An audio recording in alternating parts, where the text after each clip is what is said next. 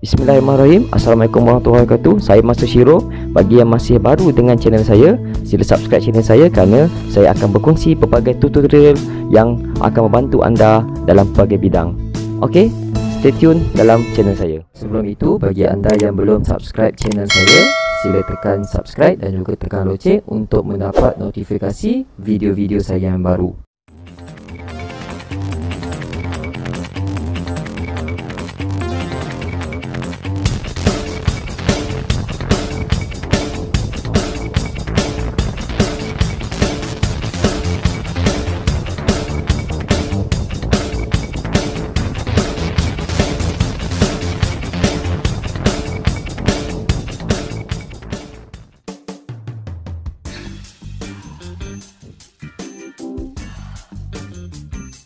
Assalamualaikum warahmatullahi wabarakatuh. Bismillahirrahmanirrahim.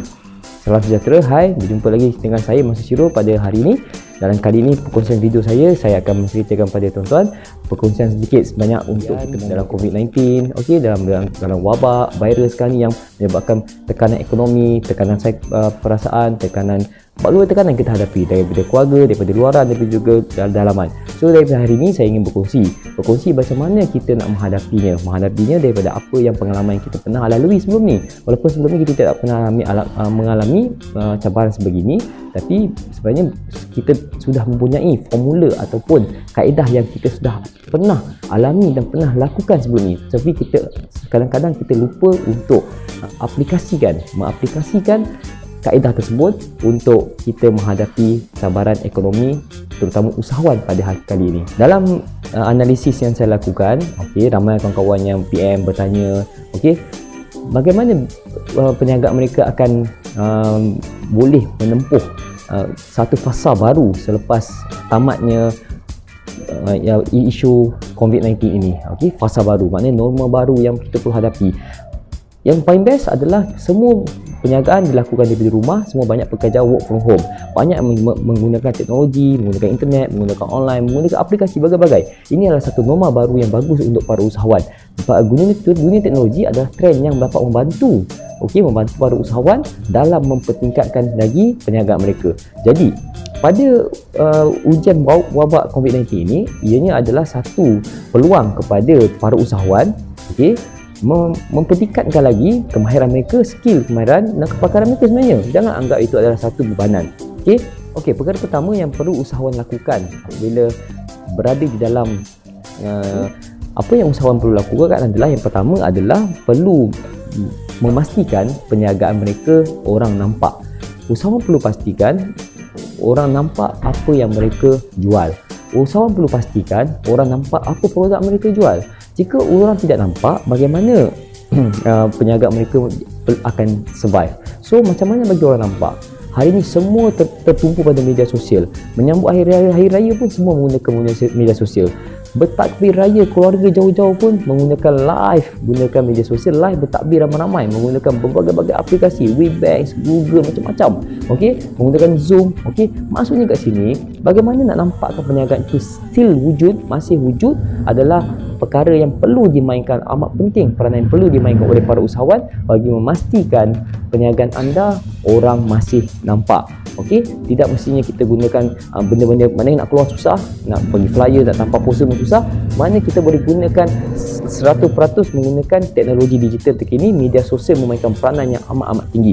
Gunakan media sosial untuk pastikan perniagaan anda orang nampak. Perkara nombor 2 yang para usahawan, kawan rakan-rakan yang usahawan perlu lakukan untuk memastikan kita dapat survive dalam kita perlu struggle dalam keadaan pandemik COVID-19 ini adalah untuk memastikan orang ramai di luar sana, prospek-prospek masih kenal produk kita, masih kenal kita menjenama, masih kenal perniagaan kita. Itu paling penting. Okey, masih kenal. Yang ni sebab kita cerita yang kita dah wujud dulu dah wujud. Bagi yang baru nak berniaga, tak apa, kita boleh naik pelan-pelan. Tapi yang dah wujud, kita mempunyai liability, mempunyai aset yang kita perlu bayar, liability sewa pekerja yang kita perlu bayar, staff pun semua. So kita mesti ada satu solution untuk memastikan kita boleh survive dalam keadaan pandemik COVID-19 ini. So salah satunya adalah yang kedua yang saya lihat adalah kita kena pastikan kita punya perniagaan, kita punya produk orang masih kenal. So bagaimana nak bagi orang kenal? Kita kena brandingkan perniagaan kita betul-betul.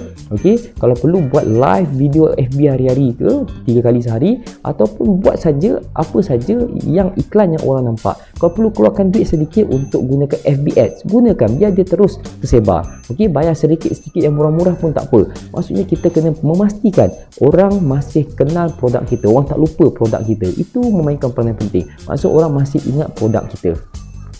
Okey, yang ketiga, tip yang ketiga saya lihat adalah kita kena pastikan, para usahawan kena pastikan produk kita, perniagaan kita orang masih suka.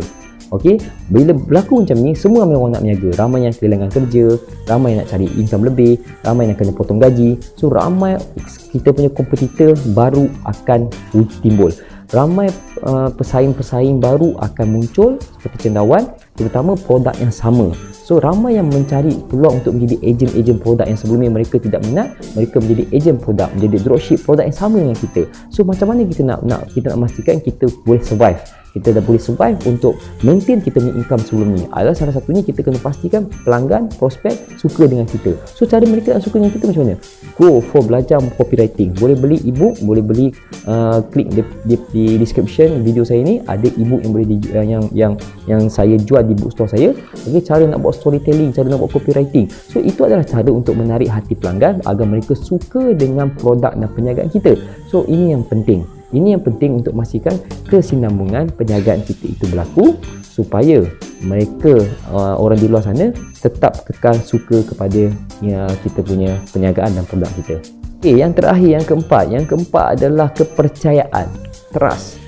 Apabila berlaku macam ni pun, kita tetap entertain kita punya pelanggan. Entertain macam mana? Kita ada dia punya database. Itu sebabnya database ini penting. List database tentang pelanggan-pelanggan kita perlu simpan selama ni. Rekod-rekod nama mereka, nombor telefon mereka, alamat email mereka kita perlukan. So kita kena memastikan mereka ini kita pegang, kita hook mereka, kita pegang mereka, kita cengkam mereka supaya mereka terus percaya kepada produk dan kita punya kita punya perniagaan. So trust tu amat penting. Apa yang kita perlu buat dalam trust ni adalah kita kena ada action. Kita kena buat tindakan seperti kita WhatsApp mereka, tanya khabar, WhatsApp tentang produk kita, WhatsApp tentang kita ada buat penghantaran ke rumah. Okey, WhatsApp tentang kita buat penghantaran di rumah, boleh COD, maksudnya orang bayar, cash on delivery. So kita tawarkan sesuatu kepada mereka supaya mereka trust kepada kita, tanpa kita risau mereka lompat kepada seller lain. Okey, yang seterusnya kita testimoni yang ada lama-lama kita simpan, dan testimoni ini akan membantu. Okey, apabila berlaku begini, pelanggan yang trust dengan kita melakukan pembelian dengan kita minta testimoni dari mereka untuk mereka hantar kepada kita, dan kita minta video ke apa untuk kita share kepada di dalam media sosial supaya bakal-bakal pelanggan baru akan lihat testimoni pelanggan yang menggunakan produk kita. Okey, itu perkongsian saya pada kali ini. Pada video saya yang ringkas pada kali ini adalah 4 cara untuk kita tangani ataupun kita nak survive ataupun kita nak maintain perniagaan kita bagi usahawan-usahawan yang memang dah exist sebelum ni, dah wujud sebelum ni, untuk kita maintain. So perkongsian saya 4 ini adalah daripada pemerhatian saya sendiri. So penafian daripada saya, jika ianya tidak berkesan kepada anda, saya minta maaf. Tetapi ini pemerhatian yang saya lihat pada kawan-kawan yang berjaya, yang masih maintain perniagaan mereka, boleh buat menjadi pendapatan. Inilah mereka lakukan. 4 perkara yang mereka lakukan, iaitu pertama adalah mereka akan pastikan perniagaan mereka orang nampak. Kedua, perniagaan mereka orang masih kenal. Yang ketiga, orang suka dengan perniagaan mereka. Dan yang keempat, orang masih percaya dengan perniagaan mereka. So hari ini kita kena pastikan kita kena terus yakin dengan produk kita dan perniagaan kita, dan kita perlu berani untuk bercerita tentang. Okey, di akhir video saya pada kali ini adalah saya nak kongsi sedikit tips. Okey, walaupun kita lihat kita tidak pasti lagi sampai bila kita akan menghadapi perintah kawalan pergerakan begini, tapi kita kena optimis. Kita perlu optimis tentang future, tentang masa depan kita. So kita kena sentiasa bersedia, positifkan diri, menerima norma baru. Okey, cara kita mengendalikan perniagaan keusahawanan kita dengan cara baru. Kita kena lihat masa depan yang baru.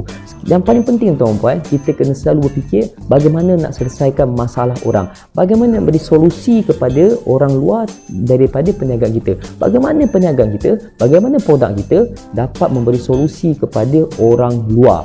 Itu kita kena fikirkan. Itu menjadikan perkara paling penting sekali. Kalau kata perniagaan kita boleh membantu untuk menambahkan pendapatan orang di luar, so go for that. Cari jalan untuk bantu mereka. Jika perniagaan kita, produk kita boleh membantu meningkatkan ke tahap kesihatan mereka yang terkurung di rumah ataupun tekanan di rumah, contoh kita ada kepakaran kaunseling ke apa, gunakan kepakaran tersebut untuk menjalankan perniagaan, okey, untuk menjalankan perniagaan secara untuk memberi consultation kepada orang yang memerlukan kepakaran anda. So selalu kena lihat nampak peluang, jangan putus asa untuk melihat peluang. Hari ini kegagalan ramai usahawan di luar apabila mereka putus asa, apabila mereka terus blok pemikiran, tidak nampak peluang lain. So untuk menjadi seorang usahawan berjaya, kita perlu nampak banyak peluang-peluang lain di luar, dan kita kena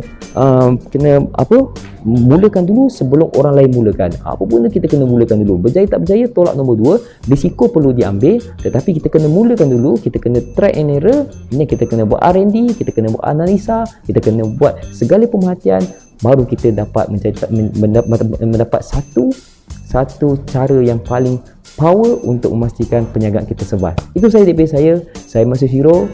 Jumpa lagi pada perkongsian video akan datang. Jangan lupa subscribe channel saya, klik share, komen jika bendanya bermanfaat. Saya doakan anda yang menonton berjaya cemerlang dunia akhirat. Assalamualaikum warahmatullahi wabarakatuh. Terima kasih.